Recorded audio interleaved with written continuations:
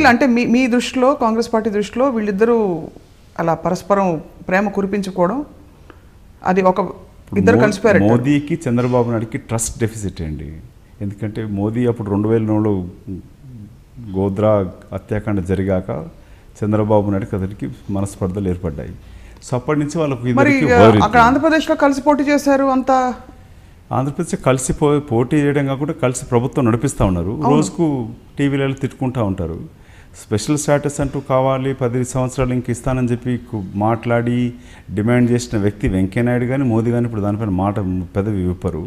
ఇక్కడేమో చంద్రబాబు నాయుడు వచ్చి అక్కడ మోదీని కొదిమేస్తా ప్రశ్నిస్తా అని మాట్లాడతాడు. అక్కడికి వెళ్ళి బొకేలు ఇచ్చి కవులిచ్చుకొని అంతా బాగుందని చెప్పేసుకొని వస్తూ ఉంటాడు. సో ఇదంతా కూడా ప్రజల్లో డ్రామాలాగా కనబడుతూ ఉంది.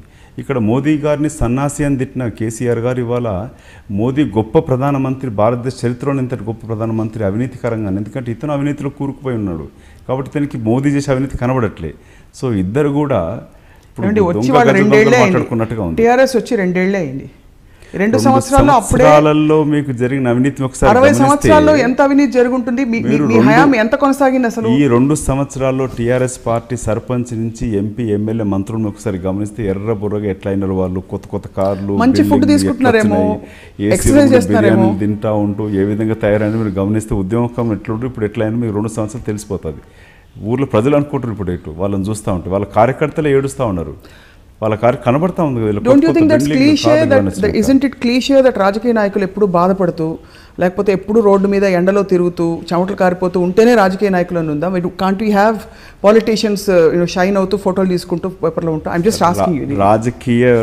రాజకీయాలు ప్రజాసేవకు ఉండాలి. రాజకీయాలు వ్యాపారం పెంపొందించడానికి కొరకు ఉద్యమ క్రమంలో కంపెనీలు ఏర్పాటు చేసుకొని అక్కడ ఉద్యమకారులు చనిపోతూ ఉంటే వ్యాపారాలు చేసుకున్న నాయకులు ఇవాళ మంత్రులు, ఎంపీలు, ఎమ్మెల్యేలు అయినారు.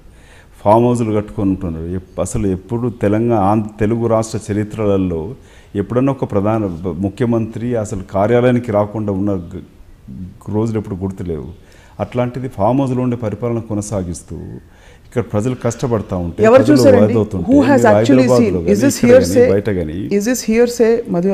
ఇది పత్రికలో టీవీలలో అంతటా వస్తుంది. రోజు ఇన్ని పనులు పెట్టుకుని ఫామ్ హౌస్ వెళ్ళి కూర్చుంటారా?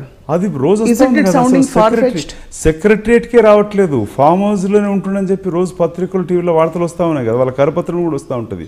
ముఖ్యమంత్రి గారు ఇప్పుడే చేరినారు ఫామ్ హౌస్కి వెళ్ళి బయలుదేరినారు, వారం రోజులు అక్కడే ఉంటారని ఇవన్నీ వస్తూ ఉంది కదా పబ్లిక్లో. Resort like public information, nothing private information. So in short అయితే ఎన్ని మార్కులు వేస్తారు అంటే 10కి మీరు టీఆర్ఎస్ పాలనకి?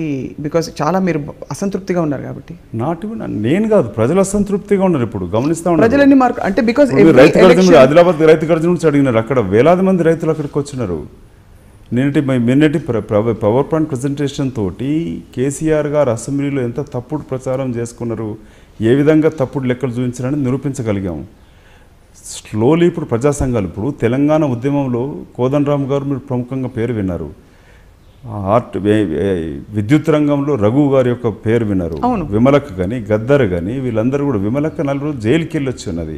ప్రజా సంఘాల నాయకులంతా ఇప్పుడు ఎక్కడున్నారు? ఇప్పుడు ప్రజాస్వామ్యంలో ప్రశ్నించడం అనేది ప్రజాస్వామ్యంలో ఉన్న హక్కు. అది ప్రశ్నించినందుకే వాళ్ళ పైన ఏ విధంగా దాడి చేస్తూ ఉన్నారు ఇవాళ. సో మీరు ఇవి గమనిస్తుంటే 2.5 సంవత్సరాల కాలంలో టీఆర్ఎస్ హయాంలో ఎంత అవినీతి జరిగింది, ప్రయాణం చేస్తారని ప్రజల మనసులో ఎందుకు రిజిస్టర్ అవ్వట్లేదు? ఎందుకంటే మీ హయాంలో Telangana was declared ultimately, but people did not recognise that. లేకపోతే మిమ్మల్ని వెనకుండి నడిపించి గెలిపించేవారు. తెలంగాణ రాష్ట్ర ఏర్పాటు సోనియా గాంధీ వల్లనే జరిగిందనేది మేము ప్రజలుగాదే కాదు కదా, టీఆర్ఎస్ పార్టీ నాయకుడు సకుటుంబ సమేతంగా వెళ్ళి వారు కాళ్ళు మొక్కి చెప్పడం జరిగినది. అసెంబ్లీ సాక్షిగా సోనియా గాంధీ గారే లేకుంటే అసలు తెలంగాణ రాష్ట్ర ఏర్పాటు కాదనేది చెప్పడం జరిగింది. తెలంగాణ రాష్ట్ర ఏర్పాటు చేయడంలో it's only because of Sonia Gandhi అనేది, ఇంక్లూడింగ్ బీజేపీ.